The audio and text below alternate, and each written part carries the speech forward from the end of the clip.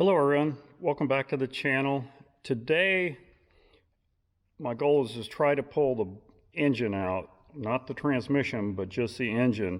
Last time I pulled the engine out of this car, I was able to pull the engine and transmission out in one piece, but because I've installed the vintage air system on the car, I now have a condenser in the front of the radiator support. So I'm gonna try to do this without taking the radiator and the radiator support out. I think I'll have enough room to do that by pulling the engine out separate from the transmission. When I did the first time, I had the radiator and radiator support out. I didn't have condensers, so basically I had about another, if you look here, I had about another foot or so of room to pull that engine forward and then lift it out. I don't think I can get the engine and transmission out in one piece. I'm going to just basically take the bolts out back here at the bell housing around the block. I've got to disconnect the starter wires yet. I got to disconnect a chassis ground here. You can see it right here. My fuel lines. I'm going to pull the water pump off, and I'm probably going to take the front pulley off the harmonic balancer. That'll give me a couple more inches of room. I got to pull the power steering pump off, which that'll stay on the chassis. I'll just bungee cord it up out of the way. I've already got the alternator off. I've got the AC compressor off, and I got a bungee cord holding it up out of the way. Hopefully it won't be a problem. But once I do all that, then I can pull the bolts out of the two motor mounts on each side here, and I'll get my A-frame over here.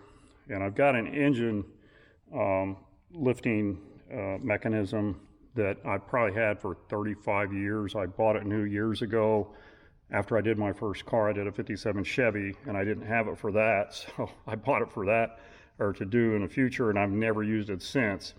As I was able to put a plate on the intake and just hook a chain through that and lift an engine. So this will be my first time using it in 35 years. I got it out and had to clean it up, and everything is so dirty, but anyway, that's my plan for today, is try to get all that done. So let me get the camera set up here and we'll start shooting some more video.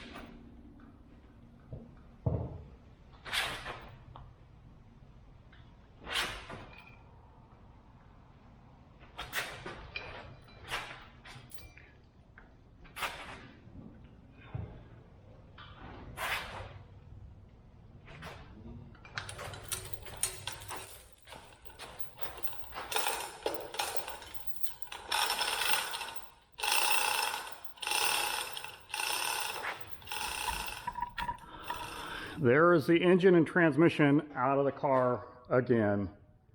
Hopefully this will be the last time I do this, but I'm pretty much, as far as I'm going to go today, I'm going to go ahead and set this down on the ground. I got to get my engine stand out of my other building, drop the transmission off, then I can raise it up and put it on the engine stand and strip the rest of the parts off of it that I'm going to need. And then for the new engine. And then I want to go through the transmission because I've got a few oil leaks here. Let's see if I can show you.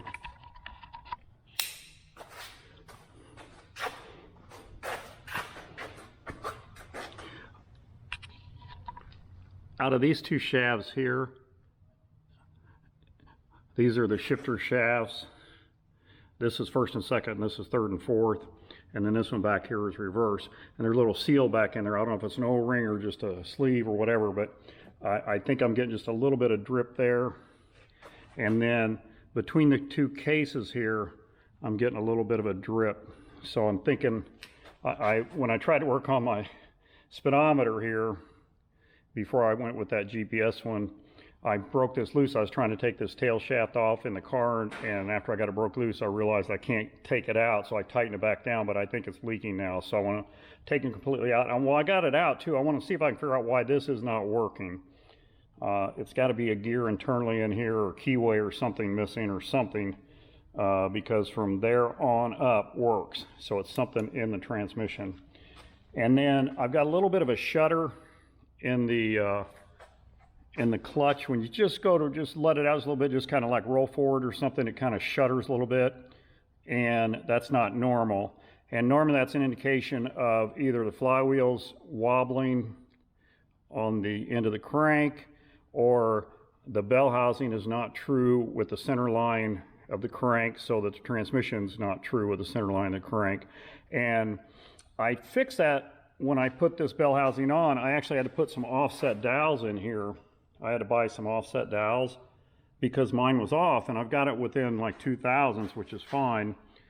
But I didn't check the face of this where the transmission bolts to see if it's sitting flat with the whirl this way, and I'm thinking maybe it's not. So I'm going to take all that apart and recheck all that too while I'm doing it, and make it perfect this time, so that hopefully I'll get rid of that little chatter.